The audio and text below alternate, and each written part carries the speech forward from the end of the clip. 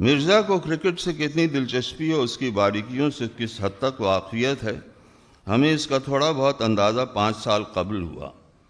Test کا چوتھا دن تھا اور ایک سلو بولر بولنگ کر رہا تھا۔ اس کی کلائی کے ایک ادنیٰ اشارے سے انگلیوں کی ایک خفیف سی حرکت پر گیند ناچ ناچ اٹھتی تھی اور تماشائی ہر گیند پر کرسیوں سے اٹھ کر داد دیتے اور داد دے دے کر باری باری ایک دوسرے کی گود میں بیٹھ جاتے۔ یک بار بڑے زور کی تالیاں بجیں۔ ہائے، بڑے غضب کی گگلی ہے، ہم نے جوش سے مرزا کا ہاتھ دبا کر کہا۔ مرزا نے پیچھے پلٹ کر دیکھا، پھر میرے کان میں کہا، نہیں یار، بنگالن ہے۔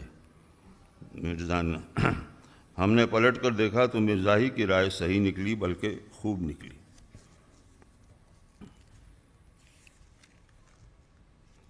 قوموں کو جہاں کا تہاں چھوڑ کر ذاتیات پر اتر آئے مرزا۔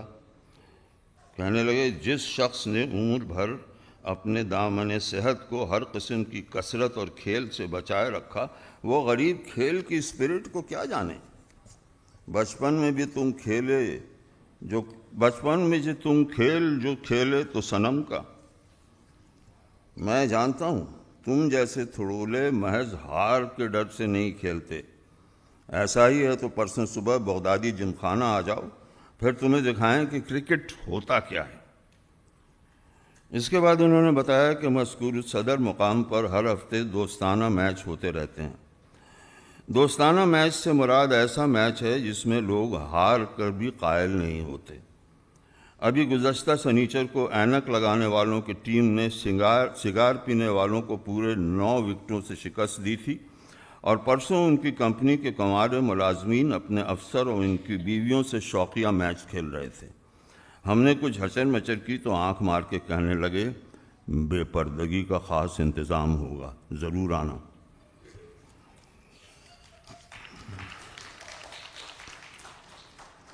ہم ناشتہ کرتے ہی بغدادی جم خانہ پہنچ گئے۔ پروگرام کے مطابق کھیل ٹھیک 10 بجے شروع ہو جانا چاہیے تھا، مگر امپائر کا سفید کوٹ استری ہو کر دیر سے آیا، اس لیے چھپے ہوئے پروگرام کے بجائے 8:30 11 بجے تک کھلاڑی مونگ پھلی کھاتے رہے۔ 15 منٹ کی رد و بدل کے بعد طے پایا کہ جو ٹیم ٹاس ہارے وہی بیٹنگ کرے۔ پھر کلدار روپیہ کھنکا، تالیاں بجیں، معطر رومال ہوا میں لہرائے اور مرزا کسے بندھے بیٹنگ کرنے نکلے۔ ہم نے دعا دی، خدا کرے تم واپس نہ آؤ۔ مرزا نے ہمارا شکریہ ادا کیا اور چلتے چلتے پھر تاکید کی کہ کرکٹ مت دیکھو، کرکٹ کی اسپرٹ دیکھو۔ ہم یہ بتانا ہی بھول گئے کہ روانہ ہونے سے قبل مرزا نے اپنے بیٹ پر جملہ تماشائیوں کے دستخط لیے۔ ایک خاتون نے جو کسی طرف سے ان پڑھ معلوم نہیں ہوتی تھیں، دستخط کی جگہ بیٹ پر اپنے ترشائے سرخ ہونٹ ثبت کر دیے، اور مرزا پیچھے مڑ مڑ کر دیکھتے ہوئے وکٹ تک پہنچے، بلکہ یوں کہنا چاہیے کہ سارا راستہ الٹے قدموں طے کیا، اور اگر بیچ میں وکٹ سے ٹکرا نہ گئے ہوتے تو ساری فیلڈ اسی طرح پار کر جاتے۔ مرزا نے کرکٹ میں بھی وہی تیہا اور تیور دکھائے جو ہم ان کے مچلوں اور معاشقوں میں دیکھتے چلے آئے تھے، یعنی تکنیک کم اور جوش زیادہ۔ روانگی سے چند منٹ پہلے پیڈ کے تسمے باندھتے ہوئے انہوں نے ایک مرکھنے سے کلرک کو یہ ہتھ کنڈا بتایا کہ چھکا لگانے کی سہل ترکیب یہ ہے کہ خوب کس کے ہٹ لگا۔ کلرک نے پھٹی پھٹی آنکھوں سے گھورتے ہوئے کہا، یہ تو سبھی جانتے ہیں، سوال یہ ہے کہ زور کا ہٹ کس طرح لگایا جائے۔ مرزا اپنی بڑی بڑی آنکھیں لال کر کے بولے، میں تو یہ کرتا ہوں کہ ہٹ لگاتے وقت آنکھ میچ کر اپنے افسر کا تصور کرتا ہوں۔ خدا کی قسم ایسے زور کا ہٹ لگتا ہے کہ گیند تارا ہو جاتی ہے۔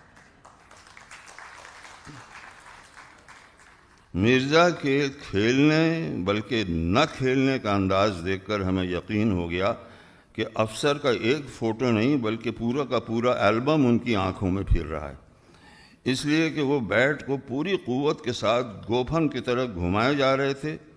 3 اوور اسی طرح خالی گئے اور گیند کو ایک دفعہ بھی بیٹ سے ہمکنار ہونے کا موقع نہیں ملا۔ مرزا کے مسکرانے کا انداز صاف بتا رہا تھا کہ وہ اس صورتحال کو بولر کی نالائقی سے زیادہ اپنے استادانہ ہتھ کنڈوں پر محمول کر رہے ہیں، مگر اتفاق سے چوتھے اوور میں ایک گیند سیدھ بیٹ پر جا لگی۔ مرزا پوری طاقت سے بیٹ دور پھینک کر چیخے، ہاؤز دیٹ؟ امپائر دوڑا آیا، بیٹ اٹھا کر انہیں پکڑایا اور بڑی مشکل سے سمجھ بجھا کر واپس کھیلنے پر رضامند کیا۔ مصیبت اصل میں یہ تھی کہ مخالف ٹیم کا لمبا تڑنگا بولر، خدا جھوٹ نہ بلوائے، پورے ایک فرلانگ سے ٹہلتا ہوا آتا، یک بارگی جھٹکے سے رک کر کھنکارتا، پھر خلاف توقع نہایت تیزی سے گیند پھینکتا۔ اس کے علاوہ حالانکہ وہ صرف دائیں آنکھ سے دیکھ سکتا تھا، مگر گیند بائیں ہاتھ سے پھینکتا تھا۔ مرزا کا خیال تھا کہ اس بے ایمان نے یہ چکرا دینے والی صورت انتظاماً بنا رکھی ہے، لیکن ایک مرزا ہی پر موقوف نہیں، کوئی بھی یہ اندازہ نہیں کر سکتا تھا کہ وہ گیند کیسے اور کہاں پھینکے گا، بلکہ اس کی صورت دیکھ کر تو کبھی کبھی یہ شبہ ہوتا تھا کہ اللہ جانے پھینکے گا بھی یا نہیں۔ واقعہ یہ ہے کہ اس نے گیند سے اتنے وکٹ نہیں لیے جتنے گیند پھینکنے کے انداز سے۔ بقول مرزا، مشاق بولر سے کوئی خائف نہیں ہوتا، وہ زیادہ سے زیادہ وکٹ ہی تو لے سکتا ہے، جان تو اناڑی سے نکلتی ہے۔ لیکن یہ درست ہے کہ رن نہ بننے کی بڑی وجہ مرزا کے اپنے پینترے تھے۔ وہ اپنی وکٹ ہتھیلی پر لیے پھر رہے تھے۔ وہ کرتے یہ تھے کہ اگر گیند اپنی طرف آتی ہوتی تو صاف ٹل جاتے، لیکن اگر ٹیڑھی آتی دکھائی دیتی تو اس کے پیچھے بیٹ لے کر نہایت جوش و خروش سے دوڑتے۔ کپتان نے بہتیرا اشاروں سے منع کیا، مگر وہ 2 دفعہ گیند کو باؤنڈری لائن تک چھوڑنے گئے۔ البتہ ایک دفعہ جب وہ اپنے بیٹ پر لپسٹک سے بنے ہوئے ہونٹوں کو محویت سے دیکھ رہے تھے تو گیند اچانک بیٹ سے آ لگی اور وہ چمک کر ہوا میں گیند سے زیادہ اچھلے۔ وکٹ کیپر اگر بڑھ کر بیچ میں نہ پکڑ لیتا تو ایسے اوندھے منہ گرتے کہ ہفتوں اپنی شکل آپ نہ دیکھ پاتے، نہ پہچان پاتے۔ یوں بھی بعض کھلاڑی گیند کو دیکھتے نہیں، سنتے ہیں، یعنی ان کو اپنے قرب و جوار میں گیند کی موجودگی کا احساس پہلے پہل اس آواز سے ہوتا ہے جو گیند اور وکٹ کے ٹکرانے سے پیدا ہوتی ہے۔ چند اوور کے بعد کھیل کا رنگ بدلتا نظر آیا اور یوں محسوس ہونے لگا گویا وکٹ گیند کو اپنی جانب اس طرح کھینچ رہی ہے جیسے مقناطیس لوہے کو۔ ہم نے دیکھا کہ 7ویں اوور کی تیسری گیند پر مرزا نے اپنی مسلح اور مسلم ران درمیان میں حائل کر دی۔ سب یک زبان ہو کر چیخ اٹھے، ہاؤز دیٹ؟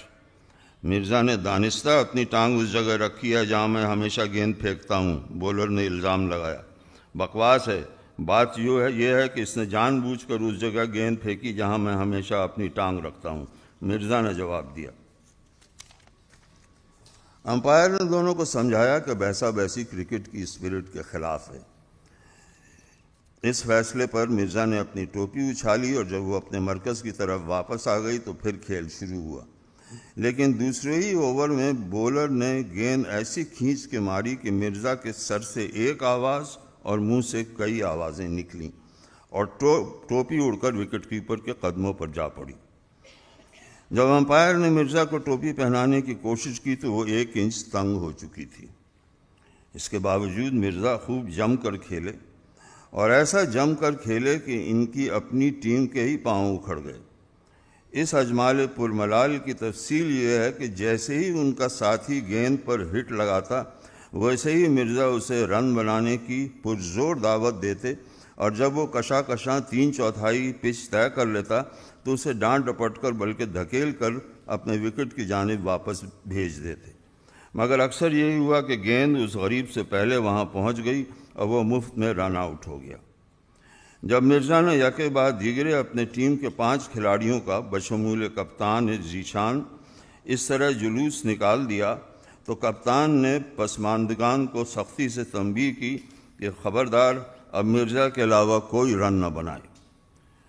لیکن مرزا آخری وکٹ تک اپنی وضع احتیاط پر ثابت قدمی سے قائم رہے اور ایک رن بنا کے نہیں دیا۔ اس کے باوجود ان کا اسکور اپنی ٹیم میں سب سے اچھا رہا، اس لیے کہ رن کسی اور نے بھی نہیں بنائے مگر وہ سب آؤٹ ہو گئے۔ اس کے برعکس مرزا خود کو بڑے فخر کے ساتھ 0 ناٹ آؤٹ بتاتے تھے۔ بات 0 کی نہیں ہے، بات ہے ناٹ آؤٹ۔